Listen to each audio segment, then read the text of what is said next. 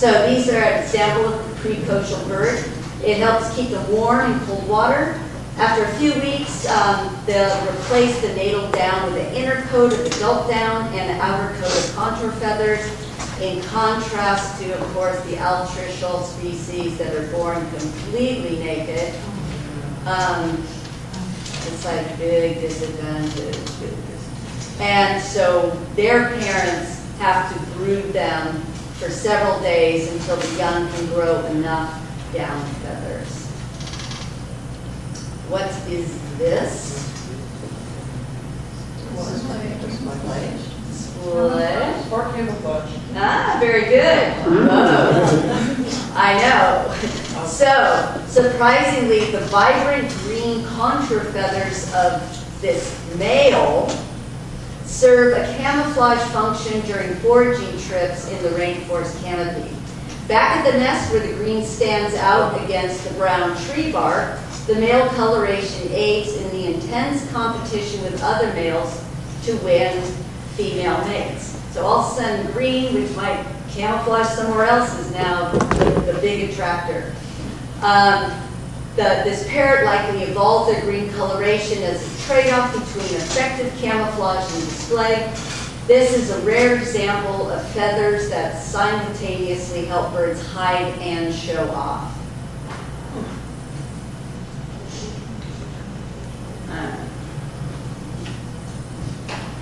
Haven't been able to play with any puppets yet. Great horned owl. Have you noticed they're getting harder? What do you think? Display? They use that for sound to help hear. Sound? Okay, let's check this out. Let's go into display, because that's what I heard first. Maybe. Scientists are unsure.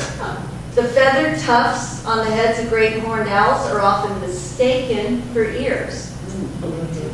These modified contour feathers are completely separate from the ear and do not help owls hear. Yet there's no scientific consensus on the function of these tufts. Some have proposed that the horns are for display. Others have suggested that owls use them for more complete camouflage while roosting in daylight. But other functions are also possible, and no one has yet done a detailed study to find out. This is one of my favorite puppets to use in the classroom, because when you're talking about either birds or senses and how animals survive, and not just survive, thrive in their habitats and their biomes, I'll go around through the class and this bird's hunting, and of course they're just, pups are amazing. They know it's me, but they're all watching him.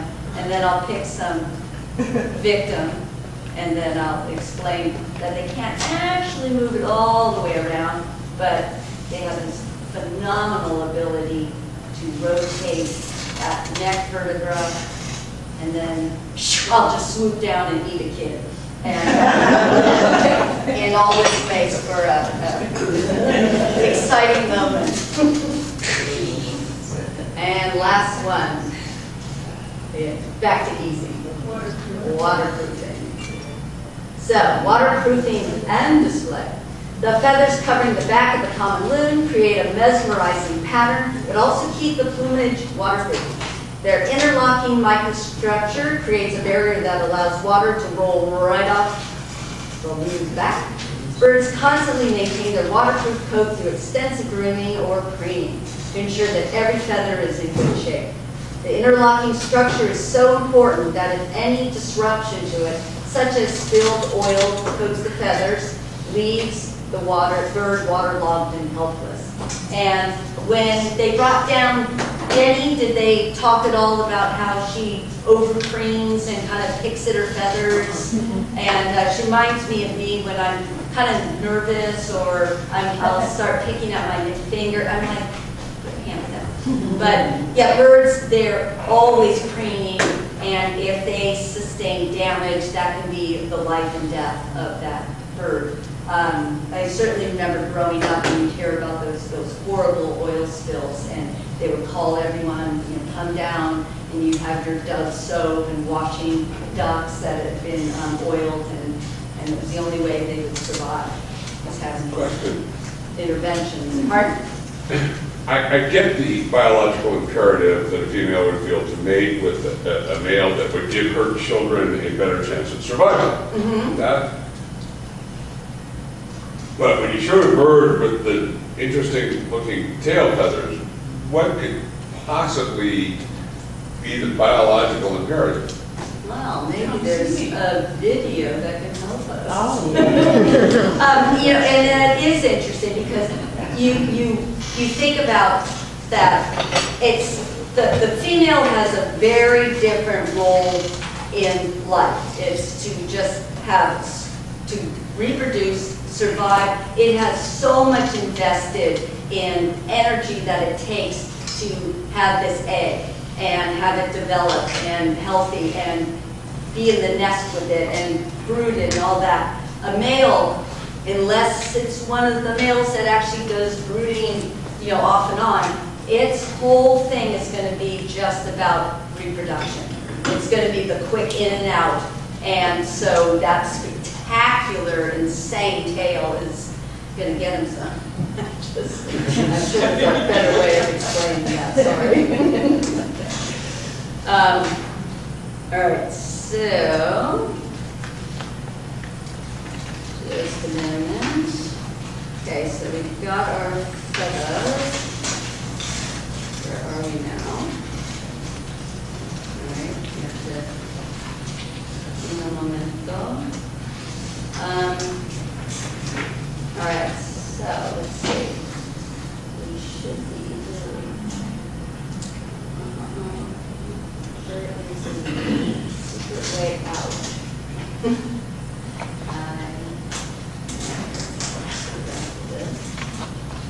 Sorry about this. So there it is.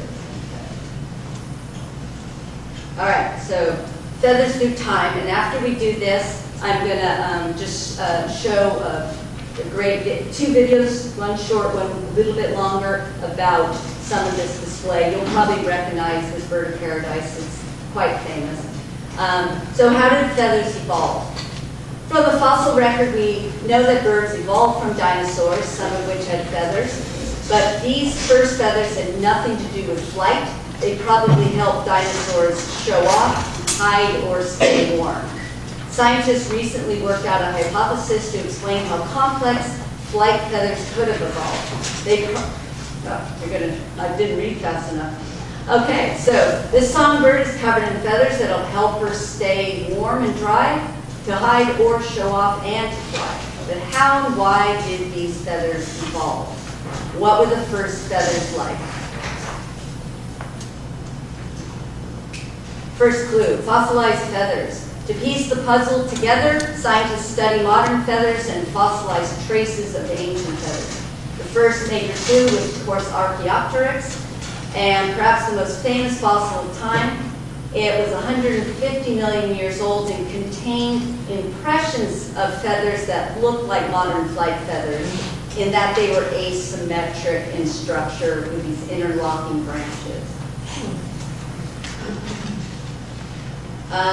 Biologists reasoned that Archaeopteryx specimens were not the first feathers. There must have been a series of simpler feathers that preceded full-blown flight feathers. And again, they think it was more, they probably were chasing down prey and had some lift involved with those feathers and weren't actually flying. Evolutionary biologists often look to a structure's growth pattern for clues to its past and watch the growth process. Ooh. So we started with that tubular sheath forming, and then the branching. The branches fuse onto that central shaft, and you've got, of course, the soft downy part, but that is not going to be on those early animals. Careful study of feather growth inspired scientists to propose the following evolutionary hypothesis. The first feathers were flexible, hollow tubes.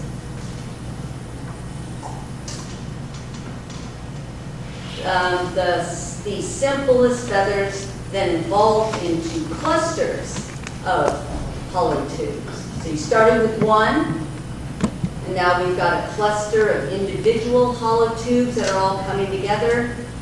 And so then structurally, this stage is similar to the point early in the growth process where the barbs are formed, but before they start to fuse onto a central shaft. Then at stage 3, we've now got the hollow tubes, the barbs, and now we've got these little barbules coming out. And so these side branches or barbules developed and bases of the barbs fuse together into a central shaft or rachees. We don't know which of these innovations came first, but both features were necessary in the evolution of the modern flight feather. The next innovation was the development of small hooks on the barbules that interlock like Velcro, and we saw that earlier, how they all move in unison.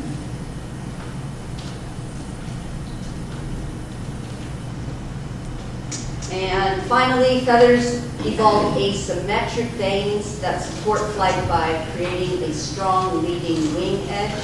This type of feather was already evident on Archaeopteryx and is what we find on the wings of most modern birds.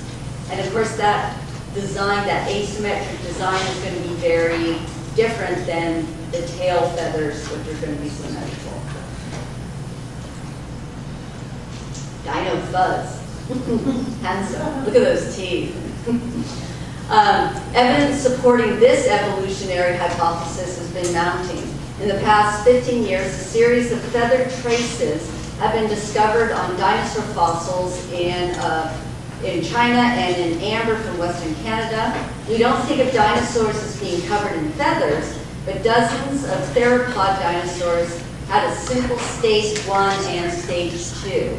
So again, it's that hollow shaft or even the hollow shaft with the little barbs coming off. The scientific community has dubbed these feathers dino fuzz, and it is likely that some ferocious Tyrannosaurus were covered in fuzz, perhaps as an insulating layer.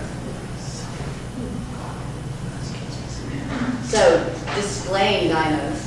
Some theropod dinosaurs had more than simple fuzz and were adorned with feathers from later evolutionary stages. This one had large feathers anchored to wing-like appendages.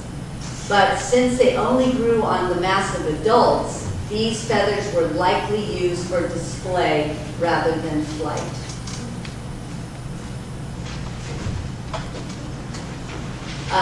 In recent years, fossils matching all the proposed stages of feather evolution have been discovered. What's clear is that early feathers were not capable of supporting flight. Whether used for camouflage, insulation, or display, ancient feathers evolved through a series of innovations to form the modern flight feather whose evolutionary legacy is etched in its growth process. So, dinosaur dress up, you ready?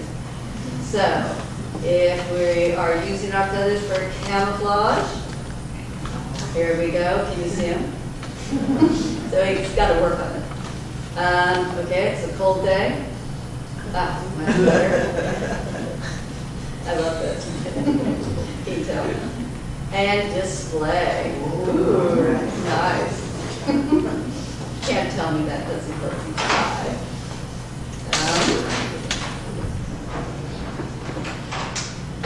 Feathers evolved first on dinosaurs, so when admiring the plumage on a modern songbird, just remember those feathers began as humble dino fuzz.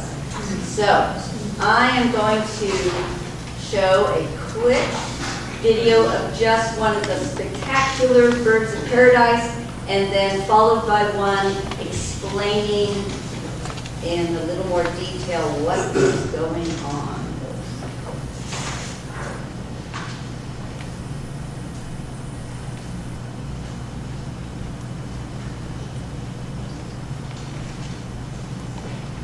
Hopefully. Carol, Yes? do we have proof the dino fuzz existed, or is it a hypothesis? it seems to be stronger than a hypothesis, yes.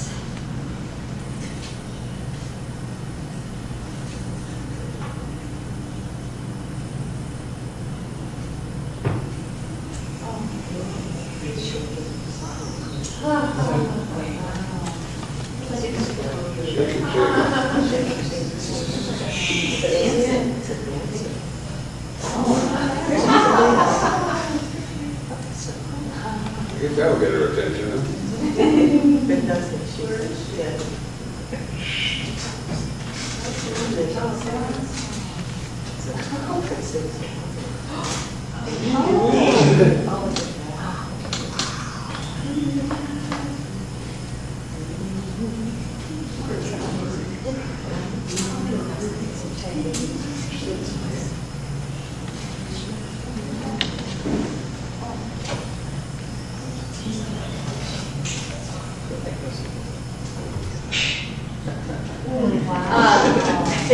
So I know with, I'll talk to the kids about display and such, and this bird in particular is not just about the display. He'll come out and create a dance floor. He'll remove all the leaves so they don't, compete with his dance. And so once the dance floor is clean, then he'll start. But this, I will follow this up with, We want some of those. oh, clearly.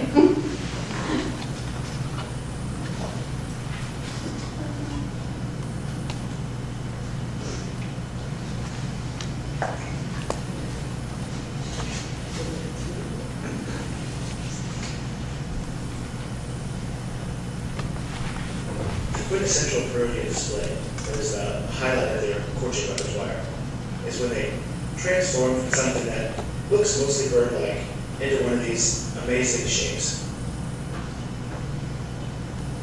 And we call this display the ballerina dance. It's a display that's at once comical and awe-inspiring. The male is standing there upright, and he bows down. He's just kind of frozen like a plank.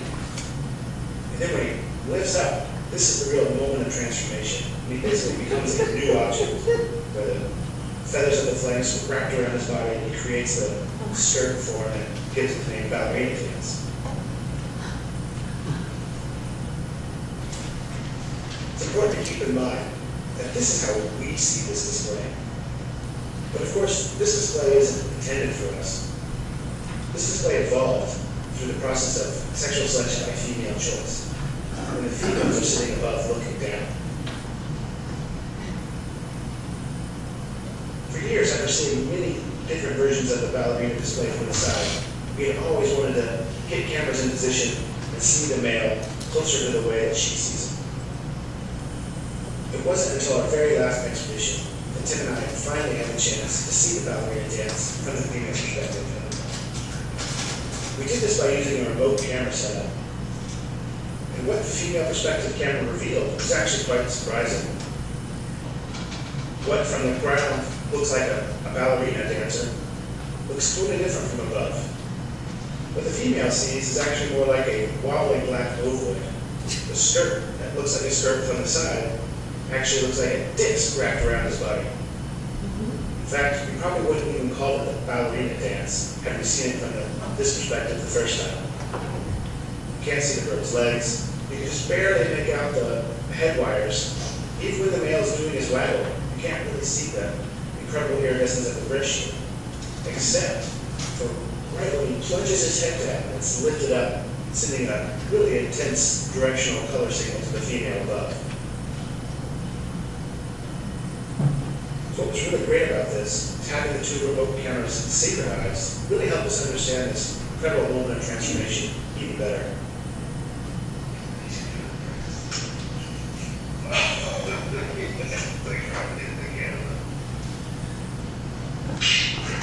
Cool, huh?